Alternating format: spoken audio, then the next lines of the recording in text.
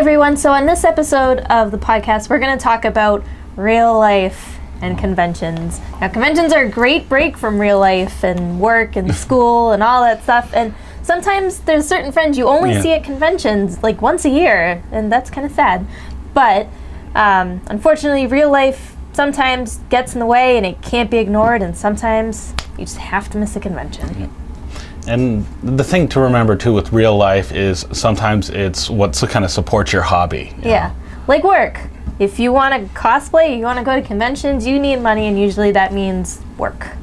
If you have like a 9-to-5 job Monday through Friday, usually it's not too bad to take Friday off of work unless it's during a busy time. Say like you're an accountant, good luck getting work off in April before tax day.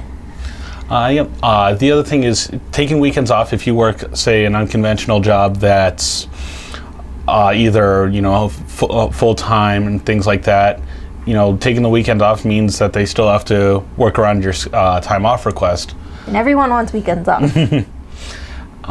So I think the big thing is kind of know what your company's policy is on vacation time, either how it's earned or priority, sometimes it's who asks for it first, things like that. Or if there's even certain dates that they say you cannot take this day off. My current job, there's days that no matter what, I can never get off.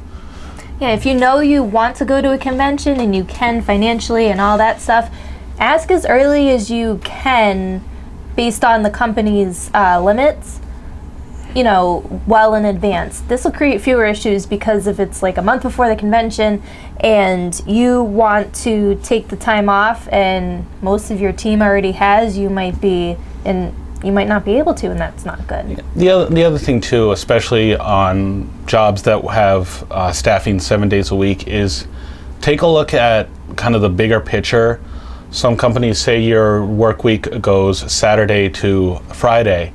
You could take Thursday and Friday off, Saturday and Sunday off, 2 weeks back to back, and you still are available to work 40 hours both weeks. Yeah, and see if you can maybe get some good graces in by working around a holiday instead, if that's okay with you. So that way you can say, hey, I'd like to take these days off. I'd be willing to work the day after Thanksgiving or Thanksgiving night if that's the way your job works. Mm-hmm. But if you're not working, there's a good chance you're probably in school. And school, of course, is very important. So, I honestly wouldn't recommend missing a Friday of school for a con, but I'm like a school nerd, so you probably don't want to talk to me. There are ways to do it. Some of the ways I've, in the past, was, if in college especially, is I was up front with the professor right away. It's like, this is what I'm doing. This is how it's going. And sometimes if you tell them well in advance, once again, like a job, people are a little more forgiving. Sometimes if you're with a club from school, say you have your club is an anime club, you can say, oh, we're going to this event, and it's almost a school-sponsored activity, so people are a little more willing to sign off of it. I've even had some professors that have asked, oh, well, if you're going about this, and if you can kind of relate it back to what you're doing, I'll permit it as a school absence. So a lot of schools now have like graphic novel classes, so that's a great way to relate it back to what you're doing in class. Yeah, and if you can't get out of school during the day on Friday, if you can't get to the con till Friday night, you're probably not going to miss that much stuff. But school's important. Stay in school. But some things that do come up that are really hard to avoid are family events. Mm-hmm. We're talking family reunions, weddings, birthdays, everything. Family's important. But for some people, everyone has different family dynamics, so it's really hard to generalize this. For me, my family is really important, and then some family is, more important than others. And some live far away, some live close. So sometimes if an event comes up, it doesn't even fit every single situation. Yeah, and I think, there are the unexpected things, sometimes usually a tragic thing, like someone's in an accident or there's an unexpected death in the family, and, or even just family members in the area that's not usually nearby. I have members that are all over the place, and sometimes I get only a little bit of notice that they're going to be visiting, and they really want to see it. So it's really a judgment call sometimes. It's a judgment call every time. Yeah, the big thing really, especially with family, is if you opt not to make it, really understand that it's nothing personal. This is something, especially if you're invested into the convention, like you already bought plane tickets or things like that. But there are other times where you kind of have to swallow your pride and say, oh, I can't do this anymore. Yeah. I mean, I've missed a part of a convention because I had to go to a funeral. It wasn't fun, but at the end of the day, you got to take care of the people who take care of you. I have to miss all of Anime Boston this year because of a birthday and a wedding and a 40th anniversary all on the same weekend, and it's on Anime Boston. Yeah. But what are you going to do? But one of those weddings is for a good friend of mine from college who, as far as I know, is not into anime. And maybe all your friends aren't into anime. It happens. People you met in high school or college who aren't really into that kind of stuff. And you explain what you do when you go to the conventions, and they're like, what? You go to what? And dress up as a what? You do what? I don't get it.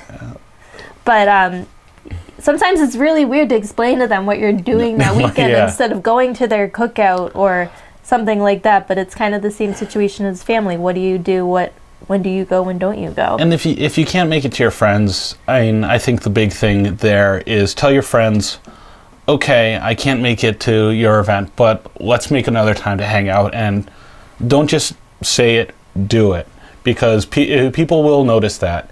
And you still got to maintain your friendships. These are the people that keep you sane and are there for you when something goes wrong. So maintaining those friendships is good. A con's only 3 days.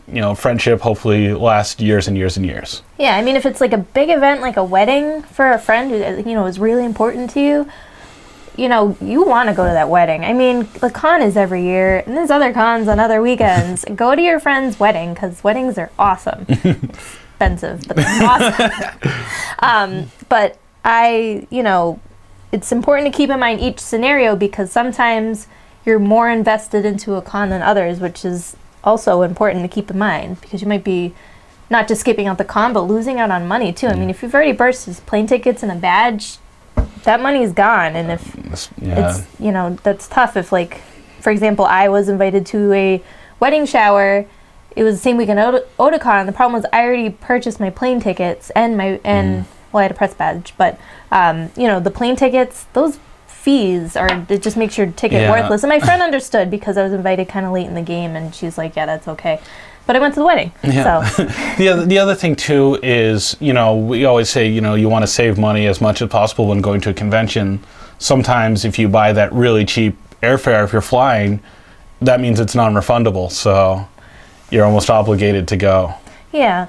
So let's say let's play out a couple scenarios as examples, but like say it's a con you just go to goof around with your friends in the halls and you party, you don't do much.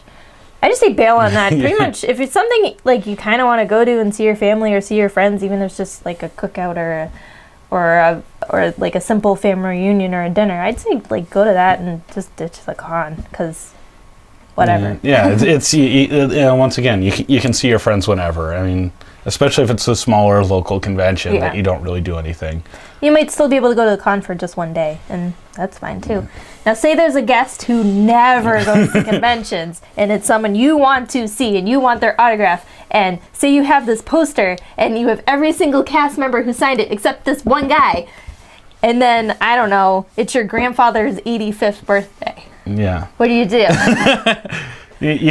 You send Grandpa a really nice present. But and you take him to dinner, and again, it depends on your family. I mean, if you're going to a con and you're traveling by plane, and you would have had to drive 6 hours to go to the party, and I think that's kind of a wash. Or if you have to fly to go to your grandfather's, the plane tickets. Yeah. I mean, but even then, there's some gray area too. Is if this is, how important is it that you meet the guest, or if it's just you need the autograph?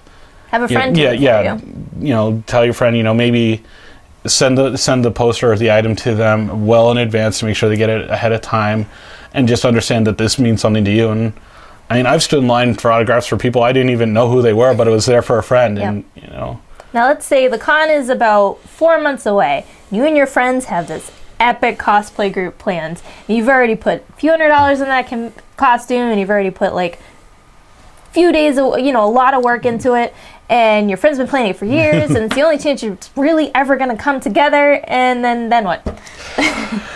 That's a really tough call. One. A lot of these scenarios, there is no easy answer. I think this kind of falls under the same thing of like, say you and your friends were planning a cruise together, or say you were planning a trip to New York or Los Angeles or something like that. That kind of falls under the same realm as I have plans with my friends, and I think unless it's a very important, like a really important wedding or something, like something really high, I'd say that's kind of cool because you're spending the weekend with your friends. That's something you don't want to always.